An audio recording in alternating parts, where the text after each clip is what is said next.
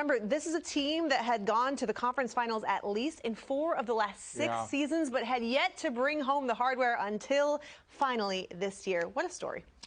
What a story indeed. You took the words right out of my mouth. Jamie, if you had packed the room full of, a room full of Academy Award-winning writers, I'm not sure they would have come up with a better script. Go back 2 years in time.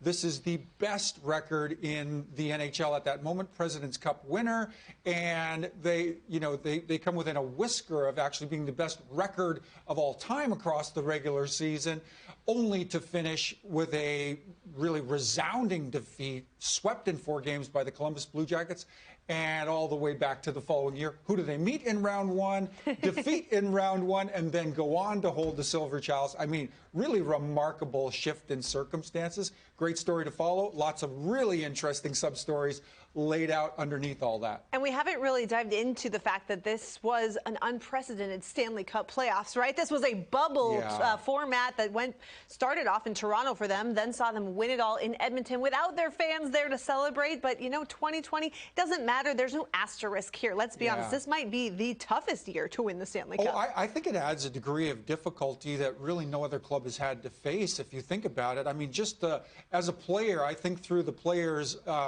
mind and see it through his eyes, trying to play hockey in an empty building. I mean, I'm surprised at the level of competition, how exciting it was, but a surreal experience to get used to, at least in the early going. And there really was, to the other point, there was no previous pattern. There was no lesson to be taken from other teams that have gone through this experience. Every club in the postseason, in that bubble, in one of 2 bubbles, at least to start out, they had to kind of find their way through this, make their own mistakes, and really it was the clubs that managed it best that I think were kind of standing at the, at the altar as this tournament wrapped up. It was really amazing. It really was. And to think also that they did almost the entire playoff run without their captain.